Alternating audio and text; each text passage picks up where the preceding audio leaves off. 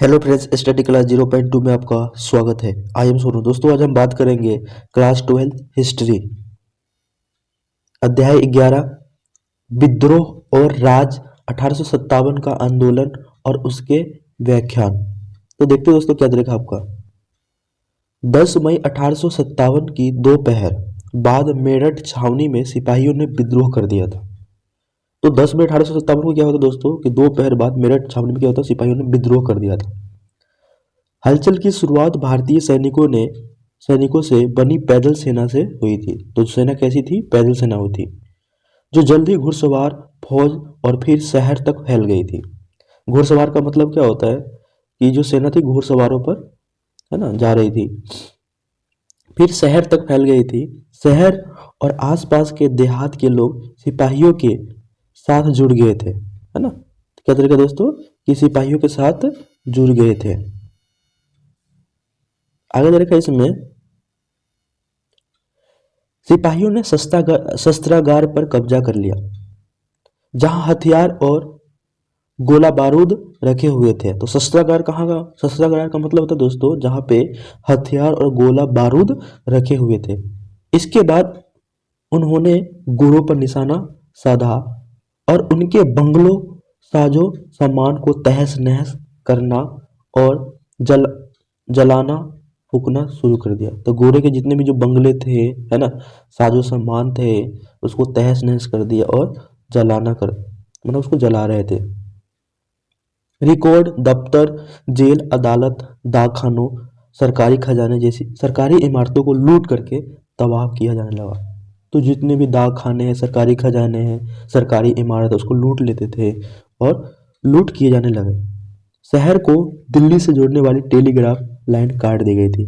तो दिल्ली से जोड़ने वाली जो टेलीग्राफ थे, जिस पे बात होता था, उसको लाइनें काट दी गई। अंधेरा पसरते ही सिपाहियों का एक जत्था हाथ एक जत्था घोड़े पर सवार होकर के दिल्ली की तरफ चल पड़ा था। यह जत्था 11 मई को तड़के लाल किले के फाटक पर पहुंचा। ठीक है, तो दिल्ली में लाल किले के फाटक पर पहुंचा। रमजान का महीना था दोस्तों। मुगल सम्राट बहादुर शाह नमाज पढ़ करके और शहरी माने रोजे के दिनों में सूरज निकलने से पहले का भोजन खा करके उठे थे। उन्हें उन्हें फाटक पर हो हल्ला सुनाई दिया। बाहर खड़े सिपाहियों ने जानकारी दी कि हम मेरठ के सभी अंग्रेज पुरुषों को मार करके आए हैं। आगे देखते दोस्तों क्या तरीका आपका, मार करके आए हैं।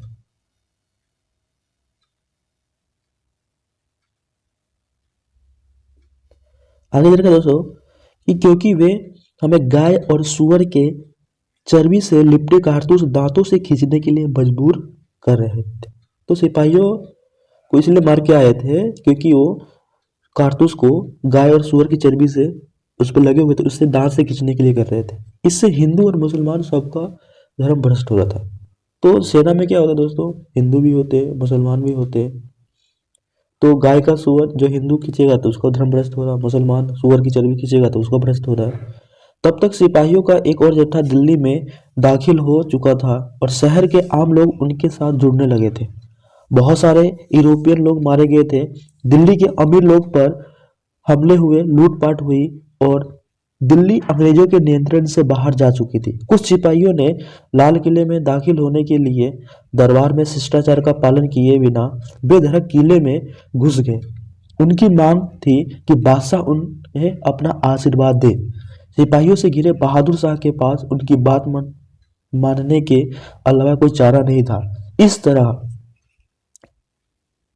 इस विद्रोह ने एक वैधता हासिल कर ली, है ना, वैधता हासिल कर ली, क्योंकि अब उसे मुगल बादशाह के नाम पर चलाया जा सकता था। विद्रोह का ढर्रा।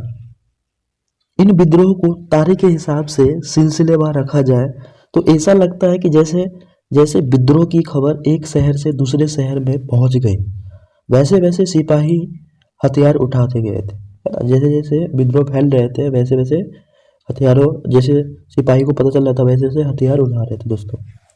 आगे पॉइंट देगा आपका, सैन्य विद्रोह कैसे शुरू हुए थे। जो सैन्य विद्रोह कैसे शुरू हुए थे, सिपाहियों ने किसी न किसी विशेष संकेत के साथ अपनी कार्रवाई शुरू की।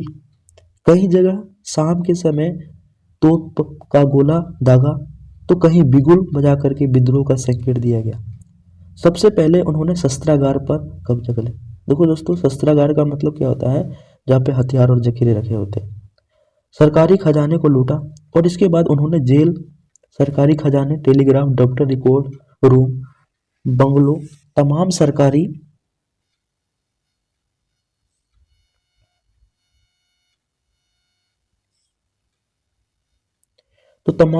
सरकारी इमारतों पर हमला किया और सारे रिकॉर्ड जलाते गए। गुरु से संबंधित हर चीज और हर शख्स हमले का निशाना था। हिंदुओं और मुसलमानों तमाम लोगों को एकजुट होने पर फिरंगियों का सफाया करने के लिए हिंदी, उर्दू और फारसी में अपीलें जारी होने लगी। विद्रोह में आम लोगों के भी शामिल हो जाने के साथ साथ हमलों का दायरा फैल गया। लखनऊ, कानपुर और बरेली जैसे बड़े शहरों में साहूकार और अमीर भी विद्रोह के गुस्से है ना का शिकार बनने लगे। किसान इन लोगों को न केवल अपना उत्पीड़क बल्कि अंग्रेजों का पिट्ठू मानते थे, है ना। तो क्या देखा है कि उत्पीड़क नहीं मानते, उनको क्या मानते थे, पिट्ठू मानते थे। दोस्तों यहाँ पे फिरंगी का मतलब क्या होता है देख लेते हैं। फिरंगी फारसी भाषा का शब्द है जो संभवतः फ्रैंक, जिससे फ्रांस का नाम पड़ा है, से निकला है। इसे उर्दू और हिंदू में है ना, उर्दू और हिंदी में पश्चिमी लोगों का मजाक उड़ाने के लिए कभी कभी इसका प्रयोग अपमानजनक दृष्टि से भी किया जाता है। तो ये पिक्चर दिखा रखा आपका लखनऊ में ब्रिटिश लोगों के खिलाफ हमले में आम लोग भी सिपाहियों के साथ आ जुटे हैं। मई जून के महीनों में अंग्रेजों के पास विद्रोह की कार्रवाई का कोई जवाब नहीं था। अंग्रेज अपनी जिंदगी और घर बार बचाने में फंसे हुए थे। जैसे कि ब्रिटिश अफसर ने लिखा कि ब्रिटिश शासन ताश के किले की तरह बिखर रहे थे। तो ब्रिटिश शासन कैसे बिखर रहे थे दोस्तों, ताश के किले की तरह बिखर रहे थे। आगे देखते हैं दोस्तों, आगे आपका क्या दे रखा है। आगे पॉइंट है आपका संचार के माध्यम। अलग अलग स्थानों पर विद्रोह के ढर्रे में समानता की वजह आंशिक रूप से उसकी योजना और समन्वय में नहीं थी। विभिन्न छावनियों के सिपाहियों के बीच अच्छा संचार बना हुआ था। संचार का मतलब क्या होता है कि कम्युनिकेशन के जो साधन है वो अच्छा रहे। जब 7वीं अवध है ना इरेगुलर कैवेलरी ने मई की शुरुआत में नए कारतूसों का इस्तेमाल करने से इनकार कर दिया तो उन्होंने 48 नेटिव इन्फेंट्री का लिखा कि हमने अपने धर्म की रक्षा के लिए फैसला किया है। मैंने अपने धर्म की रक्षा के लिए फैसला किया है कि 48 नेटिव इन्फेंट्री के हुक्म का इंतजार कर रहे हैं। आगे क्या आपका है, जो इम्पोर्टेंट पॉइंट है केवल वैसी को हम टच करेंगे दोस्तों। आगे क्या करेंगे दोस्तों, ये योजनाएं कैसे बनाई गई, योजनाकार कौन थे, है ना। तो आगे आपको यहाँ पे दे रखा है दोस्तों कि विद्रोह के दौरान अवध मिलिट्री पुलिस के कैप्टन हियर्स की सुरक्षा का जिम्मा भारतीय सिपाही पर था। तो कौन से मिलिट्री पुलिस थे, कैप्टन हियर्स की सुरक्षा का जिम्मा भारतीय सिपाहियों पर था। जहां कैप्टन हियर्स तैनात था वहीं 41वीं नेटिव इन्फेंट्री भी तैनात है। सेना की जो 41वीं जो नेटिव इन्फेंट्री भी तैनात थी। इन्फेंट्री की दलील थी क्योंकि वे अपने तमाम गोरे अफसरों को खत्म कर चुके थे, इसलिए वह अवध मिलिट्री का फर्ज बनता है या तो वे हियर्स को मौत की नींद सुला दे या उसे गिरफ्तार करके 41वीं नेटिव इन्फेंट्री के हवाले कर दे। माने जो कैप्टन हियर्स को या मौत की सजा सुला दे, है ना, या उसको गिरफ्तार कर ले।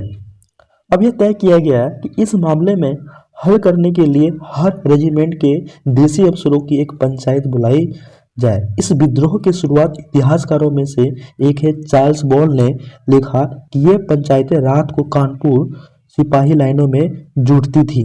इसका मतलब है कि सामूहिक रूप से कुछ फैसले जरूर लिए जा रहे थे। क्या देखा है, कुछ जो फैसले हैं वो जरूर लिए जा रहे थे। आगे देखा इसमें फैसले लिए जा रहे थे। सिपाही लाइनों में रहते थे और सभी की जीवन शैली एक जैसी थी क्योंकि उनमें बहुत सारे पर्याय एक ही जाति के होते थे। अंदाजा लगाना मुश्किल नहीं है कि वे इकट्ठा बैठ कर अपने भविष्य के बारे में फैसले लेते रहे होंगे। सिपाही अपने विद्रोही के कर्ता धर्ता खुद ही थे। इसमें आपका है नेता और अनुयायी।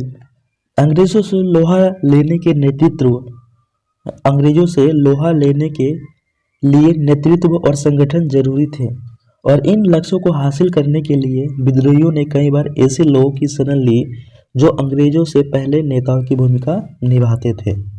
तो मेरठ मेरठ के सिपाहियों ने सबसे पहले जो काम किए उनमें से एक था, फौरन दिल्ली गए और उन्होंने बूढ़े हो चुके मुगल बादशाह है ना, मुगल बादशाह से विद्रोह का नेतृत्व स्वीकार करने के लिए दस्त है ना दस्तखत करवा ली थी। उसके बाद क्या देखा दोस्तों, आगे देखते हैं। आगे है आपका कानपुर। तो कानपुर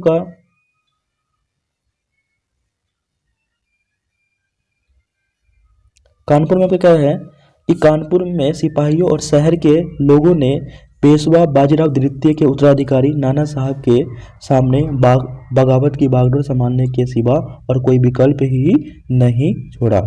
तो कानपुर में क्या है, सिपाही और शहर के लोगों ने पेशवा बाजीराव द्वितीय उत्तराधिकारी नाना साहब के सामने बगावत की बागडोर संभालने के लिए, तो ये थे आपका बाजीराव द्वितीय, ठीक है। उत्तराधिकारी किसके थे, नाना साहब के थे। अगला है आपका दोस्तों बिहार। बिहार में आरा के स्थानीय जमींदार बाबू कुंवर सिंह है ना। तो बिहार में कौन थे, आरा जिले के आरा क्षेत्र के थे। बिहार में जगह है आरा, वहाँ के जमींदार कुंवर सिंह थे। अवध में नवाब वाजिद अली। तो अवध आपका यूपी में है, तो वहाँ के कौन थे, नवाब वाजिद अली। शासक जैसे लोकप्रिय शासक को गद्दी से हटा दिए जाने और उनके राज्य पर कब्जा कर लेने की यादों लोगों के जहन में अभी भी ताज़ा थी। लखनऊ में ब्रिटिश राज के ढहने की खबर पर लोगों ने नवाब के युवा बेटे ब्रिजेश कद्र को अपना नेता घोषित कर दिया था। सभी जगहों पर नेता दरबारों से जुड़े व्यक्ति रानियां, राजा, नवाब, तालुकदार नहीं थे, है ना। आगे क्या देखा दोस्तों, आगे बात करते हैं। आगे इसमें देखा आपका अक्सर विद्रोह का संदेश आम पुरुषों एवं महिलाओं के जरिए और कुछ स्थानों पर धार्मिक लोगों के जरिए भी फैल रहा था। मेरठ में इस हादसे की खबरें आ रही थी कि वहां हाथी पर सवार एक फकीर को देखा गया था जिससे सिपाही बार बार मिलने जाते थे। लखनऊ में अवध पर कब्जे के बाद बहुत सारे धार्मिक नेता और स्वयंभू पैगंबर प्रचारक ब्रिटिश राज्य को नेस्तनाबूद करने का अलख जगा रहे थे। अन्य स्थानों पर किसानों, जमींदारों और आदिवासियों को विद्रोह के लिए उकसाते हुए कई स्थानीय नेता सामने आ चुके थे। उत्तर प्रदेश में है ना, उत्तर प्रदेश में आपको दे रखा है, उत्तर प्रदेश में बड़ौद परगना के गांव वालों को संगठित किया। छोटा नागपुर स्थित सिंहभू के एक आदिवासी काश्तकार माने होते दोस्तों किसान गोनू ने इलाकों के कोल आदिवासियों का नेतृत्व संभाला हुआ था। 1857 के दो विद्रोही, एक तो है आपका शाहमल उत्तर प्रदेश के बड़ौद परगना के एक बड़े गांव में रहने वाले थे। वह एक जाट थे, जाट और कुटुंब से संबंध रखते थे जो 84 देश माने 84 गांव में फैला हुआ था। इस इलाके की जमीन सिंचाई की सुविधाओं से लैस और उपजाऊ थी, है ना। जमीन कैसी थी दोस्तों, उपजाऊ थी और यहाँ की मिट्टी काली नम थी। बहुत सारे ग्रामीण संपन्न थे और लोग ब्रिटिश भू राजस्व को दमनकारी मानते थे, माने कष्ट पहुंचाते थे जो अंग्रेज लोग। लगान की दर ज्यादा और वसूली सख्त थी, है ना, समय पर लगान देना है। किसानों की जमीन बाहरी लोगों के हाथ में जा रही थी। इलाके में आने वाले व्यापारी और महाजन जमीन पर क्या कर रहे थे दोस्तों, कब्जा कर रहे थे। तो शाहमल 84 देश के मुखियाओं और काश्तकारों को संगठित किया और इसलिए उन्हें रात के साय में गांव गांव जाकर के बातें की और लोगों को अंग्रेजों के खिलाफ विद्रोह के लिए तैयार किया। आगे देखते दोस्तों, आगे आपको क्या दे रखा है। अगला आपका है मौलवी अहमदुल्ला शाह, है ना।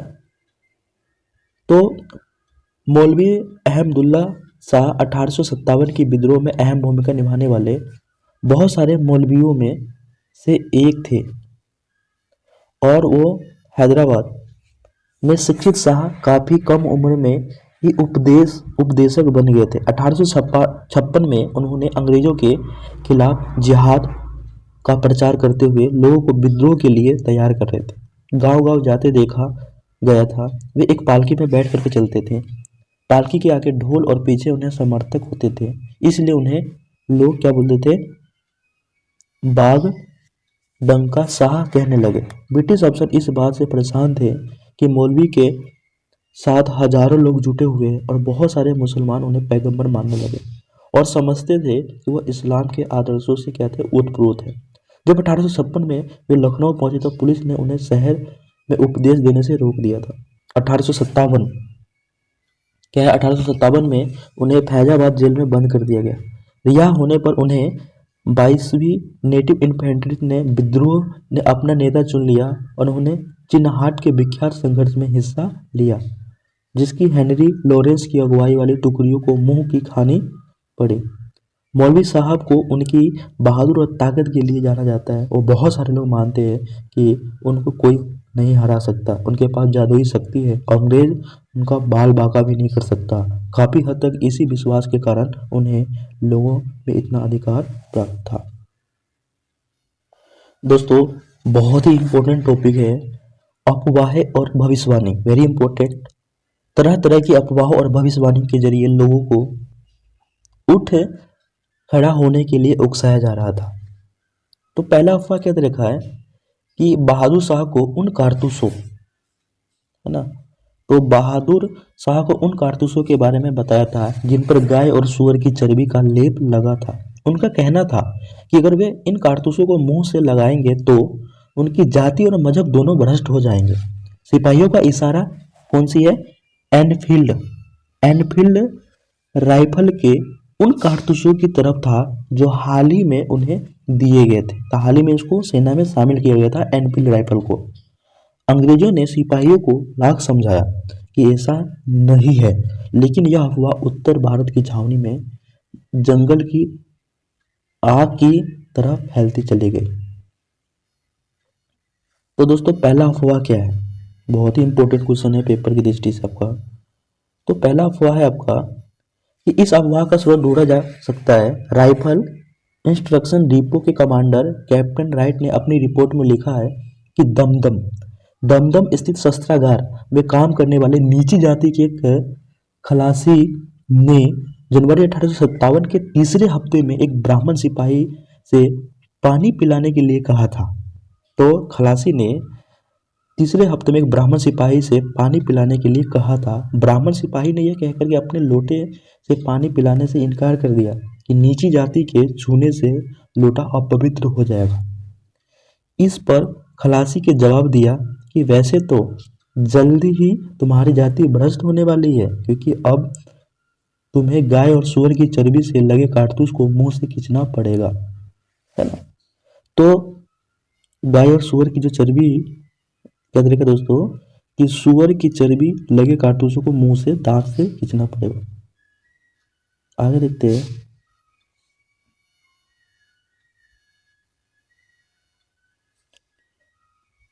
इसमें विश्वसनीयता के बारे में कहना मुश्किल है, लेकिन इसे कोई शक नहीं है।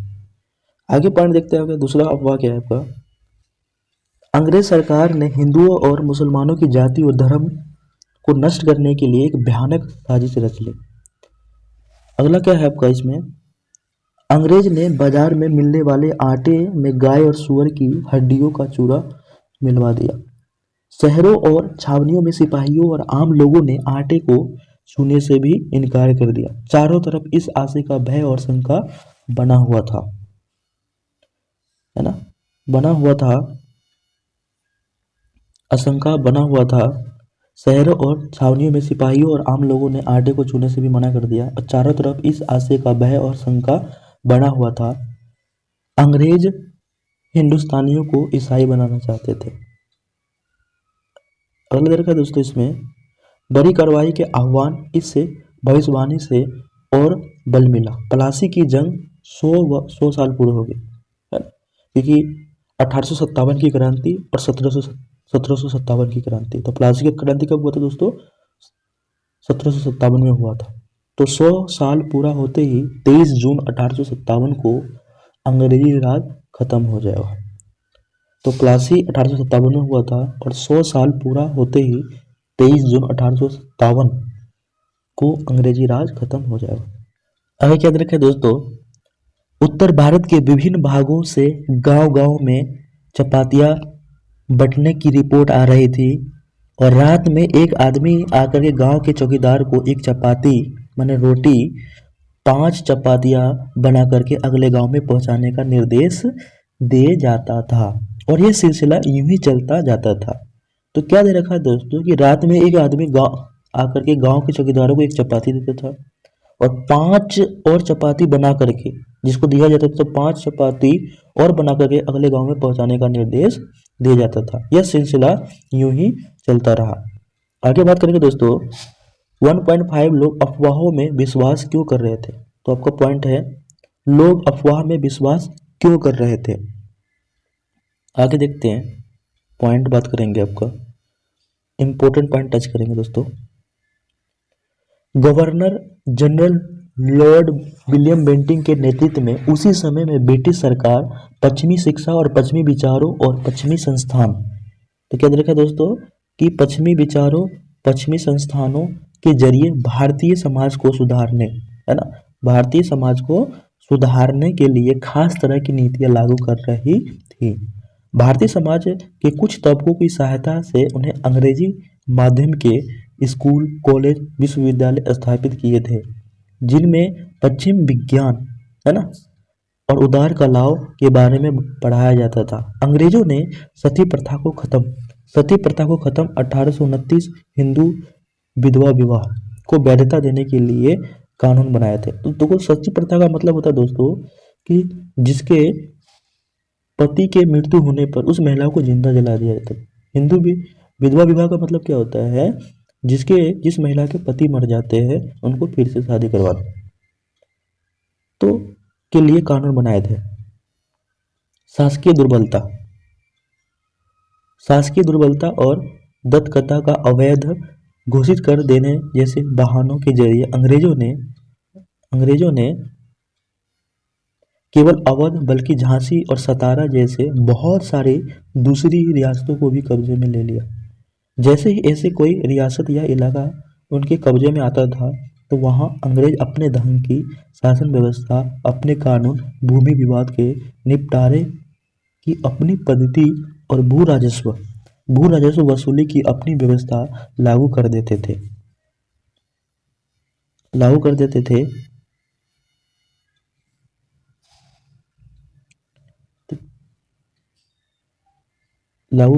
दोस्तों, और उत्तर भारत के लोग पर इन सब कार्रवाइयों का गहरा असर हुआ। लोगों को लगता था कि वे अब तक जिन चीजों का कदर करते थे, जिनको पवित्र मानते थे, चाहे राजवाड़े हो, सामाजिक धार्मिक रीति रिवाज हो, भूस्वामी लगान हो, अदायगी की प्रणाली हो, उन सबको खत्म करके एक ऐसी व्यवस्था लागू की जा रही थी जो ज्यादा हृदयहीन हो, पराई हो और दमनकारी थी।